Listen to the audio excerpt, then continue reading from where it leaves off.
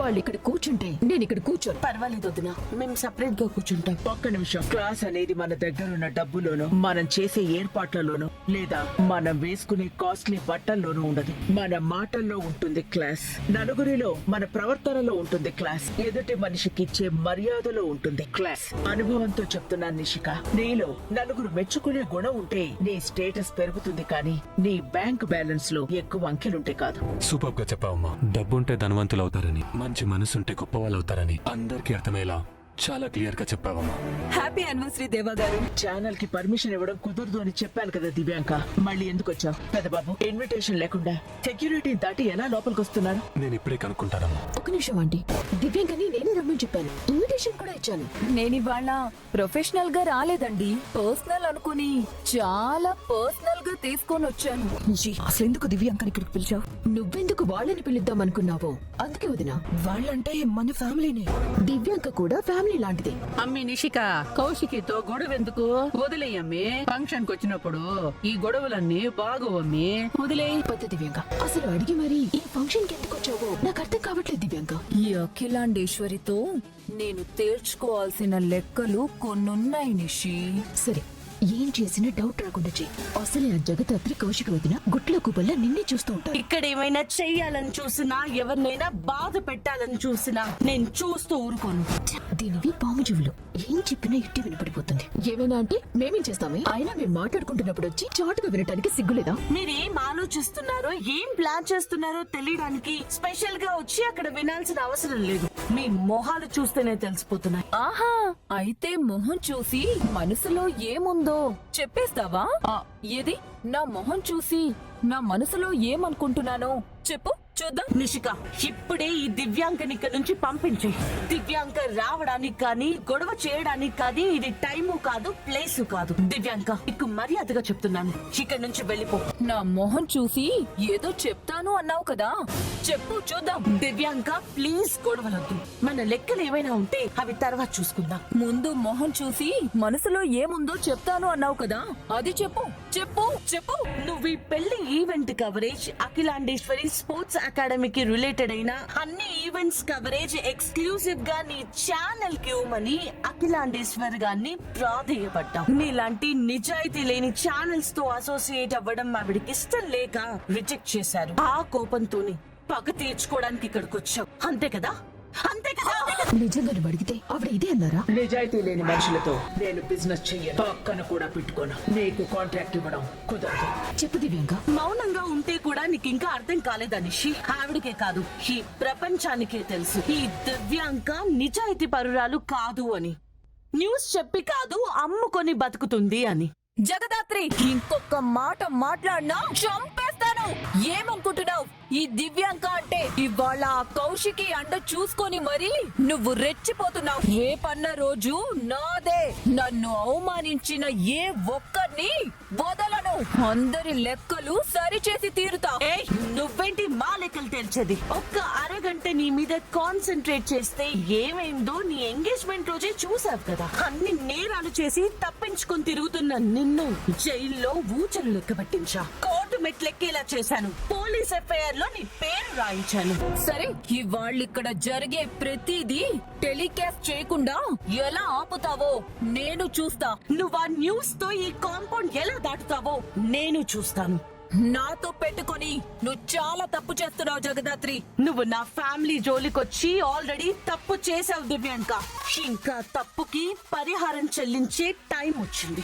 ఈ జగదాత్రి నాటు స్టైల్ దెబ్బ ఎలా ఉంటుందో ఇక్కడ నుంచి నీకు చూపిస్తా. Divyanka, cool down. ఆ జగదాత్రి కావాలని నిన్ను రెచ్చగొడుతోంది. నువ్వు కోపంలో ఏ తప్పు చేసినా అఖిలాండేశ్వర్ గారికి నీ ప్లాన్ తెలిసిపోతుంది. అందరికంటే ఆవిడ చాలా డేంజర్. అంటే జగదాత్రి నా ముందు ఎన్ని కుప్పి గెంతులు వేసినా నేను చూస్తూ ఉండాలా? ఇవాళ కాకపోతే దాని సంగతి రేపైనా చూసుకోవచ్చు. అదెక్కడికి పోతుంది? ఇవాళ నువ్వు వచ్చిన పని మీద కాన్సన్ట్రేట్ చేయి. నేను హేమ దగ్గరికి వెళ్ళాలి. నువ్వు వెళ్ళి కూల్ గా అందరి మధ్యలో కూర్చో, సరేనా? జాగ్రత్త. హేమా ఎక్కడికి వెళ్ళి ఉంటది? ఆగండి ఆగండి, ఏంటది? ఏం తీసుకెళ్తున్నారు? డెకరేషన్ సామాన్లు తీసుకెళ్తున్నాం సార్. ఇలా చాపల చుట్టూ తీసుకెళ్తున్నారండి? సంచులు కనిపించడం లేదు సార్. ఫంక్షన్ కి ఇబ్బంది, తీసుకెళ్లిపోతున్నాం. అవునా? అయితే తెరిచి చూపించండి. హేమా హేమా తెరిచి చూపించమంటే ఒకరి మొహాలకు చూసుకుంటారేంటి? తెరిచి చూపించండి. ఇక్కడ మీటింగ్ పెట్టారంట్రా? అది అర్జెంట్ ఎక్కించి మళ్ళీ రమ్మని చెప్పాను కదా. ఓపెన్ చేసి చూపించమంటున్నాడు సార్. నేను చెక్ చేశాను, వాళ్ళని పోనివ్వు. సరే సార్. సరే సార్. ఆగండి ఆగండి. ఛ, ఇప్పుడు కానీ వాళ్ళు పెళ్లి కూతుర్ని తీసుకెళ్లిపోతున్నారని తెలిస్తే మొత్తం రచ్చ రచ్చ చేస్తుంది. ఈ చేపలో ఏముంది? డెకరేషన్ సామాన్లు. అవునా, ఒకసారి తీసి చూపించరా? నీకెందుకు చూపించాలి? జరగో. తీసి చూపిస్తారా లేదా లోపలికి వెళ్ళి దేవబాబుని తీసుకురమ్మంటారా? దించండి, కిందకి దించండి, దించండి. జరగండి. జగదాత్రి ఇటరా. ఏమైంది పార్వతి? హేమ ఎక్కడ కనిపించట్లేదు. అరే ఇక్కడ ఉంటుంది, సరిగ్గా చూడాల్సింది. రూమ్ లో బయట అంతా చూసాను, ఎక్కడా కనిపించలేదు. ఎంగేజ్మెంట్ కదా, ఎక్కడైనా ఫోటో షూట్ చేసుకుంటుందేమో. సరే చూద్దాం పద. బాయ్. చెప్పు యువరాజ్. ఆ అమ్మాయిని మన వాళ్ళతో పాటు కారులో పంపించేశాను. Thank you Yuvraj. నువ్వు చేసిన ఈ పనిని ఎప్పటికీ మర్చిపోను. నువ్వు కూడా వచ్చే ఈ విజయాన్ని సెలబ్రేట్ చేసుకుందాం. ఆ అమ్మాయి మిస్ అయిన వెంటనే నేను కూడా మిస్ అయితే డౌట్ వస్తుంది బాయ్. కాసేపు ఆగొస్తాను. అఖిలాండేశ్వరి, నీ ధైర్యం, నీ రక్ష, నీ కొడుకన్నావు కదా. ఇప్పుడు నేను సృష్టించబోయే విధ్వంసాన్ని ఎవడు చాపుతాడో నేను చూస్తా. జగదాత్రి ఏమైనా కనిపించిందా? లేదు పార్వతి. తనతో పాటు రూమ్ లో ఇంకెవరైనా ఉన్నారా? నిషికుంది. పార్వతి నువ్వేం కంగారు పడకు. నిషిక కూడా రూమ్ లో లేదంటే ఇద్దరు ఎక్కడికైనా వెళ్ళారేమో. ముందు వెళ్ళి కనుక్కుందాం పద. వీళ్ళు మీనంతో గొడవ పెట్టుకున్నారు. ఇక్కడ ఏదో పెద్ద బస్ దొరుకుతుందని, ఛానల్ కి పేరు వస్తుంది అనుకుని వచ్చాను. ఇక్కడ చూస్తే వీళ్ళు సీతమ్మ వాకెట్లో సిరిమల్ల చెట్టు, కలిసుందాం రా సినిమాలు కలిపి చూపిస్తున్నారు. ఒక 10 minutes చూసి కంటెంట్ ఏమీ లేకపోతే వెళ్ళిపోవడం బెటర్. నేను చూస్తుంటే నన్ను నేను చూసుకున్నట్టుంది కౌశికి. నీ పట్టుదల, బిజినెస్ చేసే స్టైల్, ప్రయారిటీ, నీ సక్సెస్, నువ్వు తీసుకునే బోల్డ్ డెసిషన్ అన్నిట్లో సేమ్ నాలాగే ఉన్నా.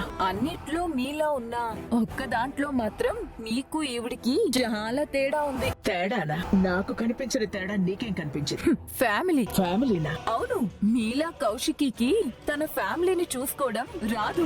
ఇద్దరు మనుషులు కలిసి ఉండటం కూడా కష్టమైపోతున్న ఈ రోజుల్లో 3 ఫ్యామిలీస్ కలిసి ఉమ్మడిగా ఉంటున్నాయి అంటే దాని వెనక ఎంత కష్టం ఉంటుందో, ఎన్ని త్యాగాలుంటాయో నాకు బాగా తెలుసు. ఈ ఫ్యామిలీని చూసి చెప్పగలను. ఈ ఫ్యామిలీ కలిసి ఉండడానికి ఎక్కువ త్యాగాలు చేసింది, ఎక్కువ కష్టపడుతుంది కౌశికి. ఇంతకన్నా గొప్పగా కుటుంబాన్ని ఎవరు చూసుకుంటారు? అయ్యో, దివ్యాంక అంటుంది ఈ ఫ్యామిలీ గురించి కాదు అఖిలాండేశ్వరి గారు, మా అక్క ఫ్యామిలీ గురించి. మా అక్క బావ కలిసి లేరు, విడిపోయారు. అంటే ఇద్దరికి కుదరలేదు, విడిపోయారు అంటుంది. అంతే.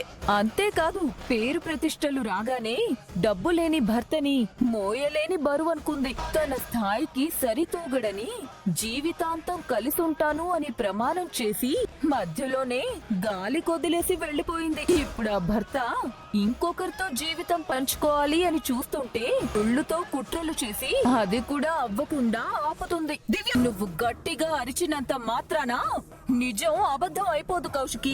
నిజం ఏదైనా వాళ్ళ 4 గోడల మధ్య జరిగిన విషయాల గురించి ఇలా నలుగురిలో మాట్లాడే హక్కు నీకు లేదు దివ్యాంక. అయినా సక్సెస్ఫుల్ అయిన ఆడవాళ్లు భర్తలకి మర్యాద ఇవ్వలేరు అనే ఆలోచన మారాలి. వాళ్ళిద్దరూ విడిపోయారు అంటే దానికి కారణం మాత్రం కౌశికి సక్సెస్ ఖచ్చితంగా అయ్యుండదు. లేదు, నాకు తెలుసు. తెలీదు. నీకే కాదు, నాకు తెలీదు. ఆఖరికి ఆ కుటుంబానికి కూడా పూర్తిగా తెలీదు. భార్యాభర్తల మధ్య జరిగే గొడవలు వాళ్ళకి తప్ప ఎవరికి తెలియకూడదు కూడా. కౌశికి కూర్చో. హేమ కనిపించట్లేదు. కనిపించడం లేదంటే ఇక్కడే ఎక్కడ ఉంటుంది, వెతకండి.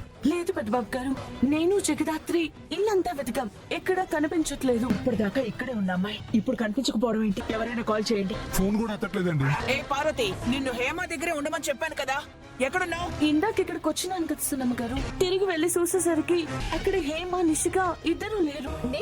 నేను లేకుండా ఇక్కడికి వెళ్తాను. నువ్వే హేమని రెడీ చేయకుండా తిరుగుతూ ఉన్నావు. ప్లీజ్, ఇది గొడవ పడే టైం కాదు, తప్పెవరిదో లెక్క పెట్టుకునే టైం కూడా కాదు.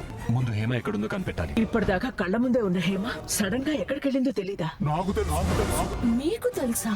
మీననే నా కూతుర్ని కిడ్నాప్ చేసాడు. ఈ మీనంతో పెట్టుకొని చాలా పెద్ద తప్పు చేశా. వాడు చాలా దుర్మార్గుడు. వాడికి డబ్బులు ఇచ్చి వాడితో గొడవ తెచ్చుకోకుండా చెప్తూనే ఉన్నాను. విన్నారా? రౌడీలతో బిజినెస్ చేయము అన్నారు, మేము ఉన్నాము అన్నారు. ఇప్పుడు మీరంతా బానే ఉన్నారు. నా కూతుర్నే ఆ దుర్మార్గుడు తీసుకెళ్లాడు. లేదంకల్, ఇంతమంది ముందు అంత ఈజీగా కిడ్నాప్ చేయలేరు. ఎక్కడో ఏదో పొరపాటు జరిగింది.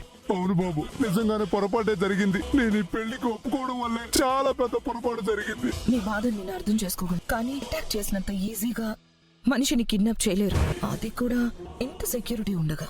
చేశారు. అవును, ఇందాకెవరో రౌడీలు వచ్చి హేమని రూమ్ లో నుంచి కిడ్నాప్ చేసి తీసుకువెళ్లిపోతుంటే ఎవరు వచ్చి కాపాడారని చెప్పింది. ఆగండి, పారిపో. మరి ఈ విషయం ముందే మాకెందుకు చెప్పలేదు? అంటే ఫంక్షన్ డిస్టర్బ్ అవుతుంది అని చెప్పలేదు. ఈ చేపలో ఏముంది? డెకరేషన్ సామాన్లు. అయ్యో నా కూతుర్ని ఆ దుర్మార్గుడు ఏం చేస్తాడో ఏమో. ఏమో అఖిలాండేశ్వరమ్మ, ఆ రోజు 2 నిమిషాల టైం గురించి అంతలా చెప్పావు కదా, మరి ఈ రోజు ఎంగేజ్మెంట్ కి టైం అవుతుంది కదా, పీటల మీద కూర్చోవలసిన నా కూతురు ఎక్కడ? ఆ రౌడీ గాడితో గొడవ పడింది మీరైతే మేమెందుకు బాధపడాలమ్మా? మేమెందుకు మా కూతుర్ని పోగొట్టుకోవాలమ్మా? నేను మాటిస్తున్నాను అంకుల్. ముహూర్తం టైంకి హేమాని మీ కళ్ళ ముందు నుంచి పెట్టే పూచి నాది. ఒకవేళ నిలబెట్టలేకపోతే మీరేం చెప్పినా చేయడానికి నేను సిద్ధంగా ఉన్నాను. పదదేవా, వెళ్ళి హేమ ఎక్కడున్నా తీసుకుని వద్దాం. పద పార్వతి. చాలా సంతోషంగా ఫంక్షన్ ఏర్పాట్లు చేసినట్టున్నా నీ సంతోషాన్ని చెరిపేసి నీ కళ్ళ ముందే మీ వాళ్ళందరినీ చంపేస్తా.